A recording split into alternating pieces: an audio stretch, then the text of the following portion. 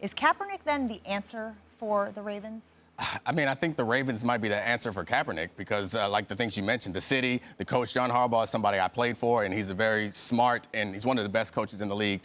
Ozzie Newsome, Steve Bisciotti, the people there are the type of people who would be able to withstand whatever media and critical backlash they got from this and whatever fan backlash. In that particular city, Baltimore is a city that we all know has been a part of a lot of these issues with what happened with Freddie Gray. So I think that he would be welcomed in that city. So it may be his last chance. But I don't know if he's the right answer for them, in part because while I love Joe Flacco and I like him more than many people do, he has been up and down. And you bring in somebody like Kaepernick, if he has a down season and Kaepernick's sitting on the bench, and if this back issue becomes a bigger problem or it's not really a problem to keep him off the field, and he starts to play poorly, Kaepernick is a talent. He was who Joe Flacco faced off against in the Super Bowl. He's the type of guy that there will be calls for him to play. So I don't necessarily believe in the political reasons to not necessarily bring him in, but I can imagine, and I know that Seattle gave voice to this, saying that there was partially some part of the issue was bringing him into a locker room where not everyone was on board with Russell Wilson. Oh, I'm 180 degrees opposite of you on this. I think there's a multitude of football reasons for the Baltimore Ravens to bring in Colin Kaepernick. And I found Pete Carroll's reasoning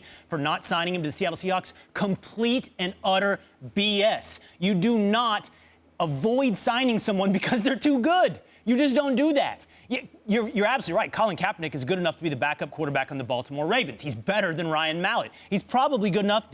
He's definitely good enough to be the backup quarterback on the Seattle Seahawks as well. And to say, well, that's a problem, you're too good to be our backup quarterback, is complete and utter nonsense. What, you're worried about Joe Flacco's feelings? You're worried about your potential quarterback controversy?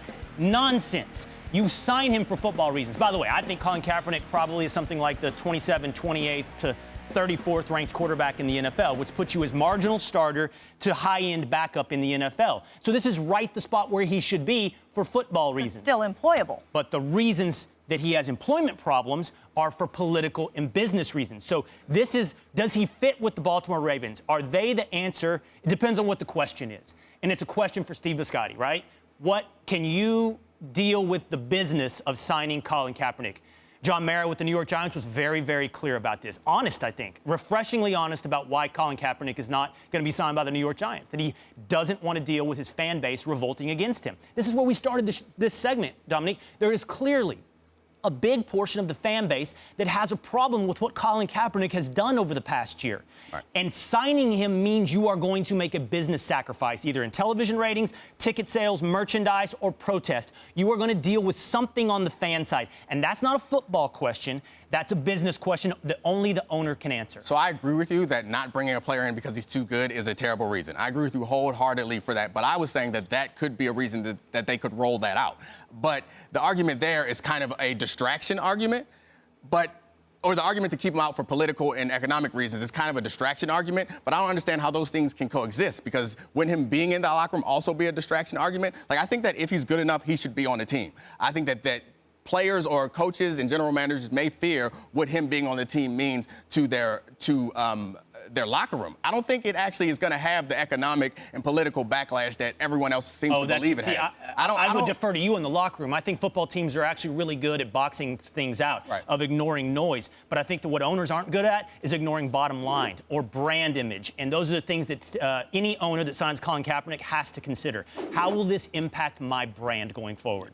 I think the probability of it impacting their brand long-term is slim, but I guess maybe it's not worth the risk if he's not going to be a starter. And I think that's a reasonable conclusion. That's exactly right. I think it's a reasonable conclusion to come to, but I don't think it's necessarily true. And I think, as we mentioned earlier, as Jen set this up so beautifully with pointing out that Baltimore is a place that can handle it. We didn't even talk about the issues that they've gone through in recent history where they survived that. If you can survive the decisions that they made around the domestic violence issues that they have, I think that they can survive bringing Colin Kaepernick into a largely liberal and predominantly black city to be their backup quarterback. Or that makes you gun shy and you're like, we've been through this with Ray Rice. We don't want to deal with another, controversy or tarnish on our brand. We don't want to do it again. I could agree, but they don't seem gun-shy. No one, they proposed this. John Harbaugh came out and spoke very highly of Colin Kaepernick. Not because he was gun-shy. If he was gun-shy, he would have avoided that question. They don't seem gun-shy. And Ozzie Newsome is someone whose talent evaluation I trust implicitly. And I think that, one, because he signed me as a free agent, so the guy knows talent. But one, because of that. And I think that organization is one that's been through this stuff, and they have the support system that can survive whatever backlash that comes. Even though I consider it to be minor, you may consider it has a potential of being major.